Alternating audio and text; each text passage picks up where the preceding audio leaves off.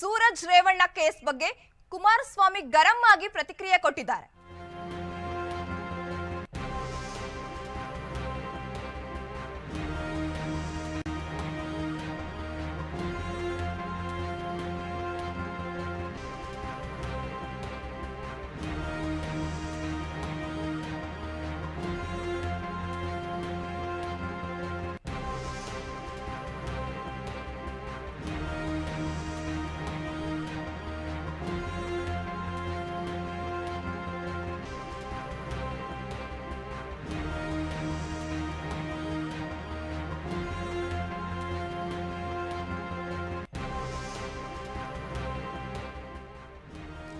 Suraj Revanna case ಬಗ್ಗೆ ಕುಮಾರಸ್ವಾಮಿ ಗರಂ ಆಗಿದ್ದಾರೆ.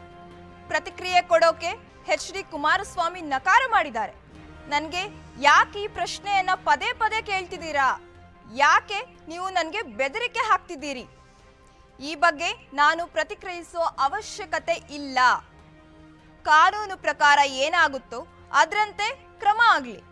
ಬೆಂಗಳೂರಿನಲ್ಲಿ ಕೇಂದ್ರ ಸಚಿವ ಕುಮಾರಸ್ವಾಮಿ ತಮ್ಮ ಹೇಳಿಕೆಯನ್ನ ಕೊಟ್ಟಿದ್ದಾರೆ. ನೋಡಿ, ದಯವಿಟ್ಟು ಇಂಥ ವಿಷಯಗಳು ನನ್ನ ಹತ್ರ ಚರ್ಚೆ ಮಾಡಬಾರ್ದು. ರಾಜ್ಯಕ್ಕೆ ಸಂಬಂಧಪಟ್ಟಂಥ ವಿಷಯಗಳಿದ್ರೆ ಚರ್ಚೆ ಮಾಡಿ. ಆ ವಿಷಯಗಳನ್ನ ನನ್ನ ಹತ್ರ ಯಾಕೆ ಚರ್ಚೆ ಮಾಡ್ತೀರಿ? ಅದರ ಅವಶ್ಯಕತೆ ಏನಿದೆ? ಅದು ಕಾನೂನು ಇರ್ತದೆ, ಕಾನೂನು ನೋಡ್ಕೋತಾರೆ. ರಾಜ್ಯದ ಬಗ್ಗೆ ಅದು ಅದು ಅದು ಯಾತಕ್ಕೆ ಬರ್ತಿದೆ ಅನ್ನೋದು ಮುಂದಿನ ದಿನಗಳಲ್ಲಿ ಗೊತ್ತಾಗುತ್ತೆ. ನೋಡಿ, ದಯವಿಟ್ಟು ಇಂಥ ವಿಷಯಗಳು ನನ್ನ ಹತ್ರ ಚರ್ಚೆ ಮಾಡಬಾರ್ದು. ರಾಜ್ಯಕ್ಕೆ ಸಂಬಂಧಪಟ್ಟಂಥ ವಿಷಯಗಳಿದ್ರೆ ಚರ್ಚೆ ಮಾಡಿ. ಆ ವಿಷಯಗಳನ್ನ ನನ್ನ ಹತ್ರ ಯಾಕೆ ಚರ್ಚೆ ಮಾಡ್ತೀರಿ? ಅದರ ಅವಶ್ಯಕತೆ ಏನಿದೆ? ಅದು ಕಾನೂನು ಇರ್ತದೆ, ಕಾನೂನು ನೋಡ್ಕೋತಾರೆ.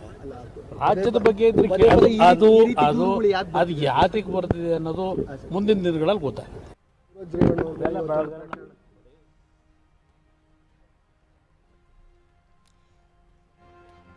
ವಿಧಾನ ಪರಿಷತ್ ಸದಸ್ಯ ಸೂರಜ್ ರೇವಣ್ಣ ವಿರುದ್ಧ ಅಸಹಜ ಲೈಂಗಿಕ ದೌರ್ಜನ್ಯ ಆರೋಪ ಕೇಳಿಬಂದಿದೆ. ಇದರ ಕುರಿತು ಎಚ್.ಡಿ. ಕುಮಾರಸ್ವಾಮಿ ಅವರು ಗರಂ ಆಗಿದ್ದಾರೆ.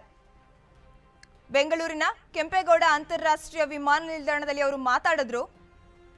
ಈ ವೇಳೆ ಸೂರಜ್ ರೇವಣ್ಣ ಪ್ರಕರಣ ಬಗ್ಗೆ ಕೇಳ್ತಿದ್ದಂತೆ ಆಕ್ರೋಶಗೊಂಡಿದ್ದಾರೆ.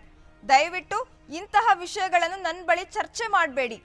ರಾಜ್ಯಕ್ಕೆ ಸಂಬಂಧಪಟ್ಟ ವಿಚಾರಗಳ ಬಗ್ಗೆ ಅಷ್ಟೇ ನನ್ನ ಹತ್ರ ಕೇಳಿ ಅಂತ ಹೇಳಿ ಎಚ್.ಡಿ. ಕುಮಾರಸ್ವಾಮಿ ಗರಂ ಆಗಿದ್ದಾರೆ. ಯಾಕೆ ನೀವು ನನಗೆ ಬೆದರಿಕೆ ಹಾಕ್ತಿದ್ದೀರಿ? ಈ ಬಗ್ಗೆ ನಾನು ಪ್ರತಿಕ್ರಿಯಿಸೋ ಅವಶ್ಯಕತೆನೇ ಇಲ್ಲ. ಕಾನೂನು ಪ್ರಕಾರ ಏನಾಗುತ್ತೋ ಅದರಂತೆ ಕ್ರಮ ಆಗಲಿ ಅಂತ ಹೇಳಿ ಬೆಂಗಳೂರಿನಲ್ಲಿ ಕೇಂದ್ರ ಸಚಿವ ಕುಮಾರಸ್ವಾಮಿ ತಮ್ಮ ಹೇಳಿಕೆಯನ್ನ ಕೊಟ್ಟಿದ್ದಾರೆ.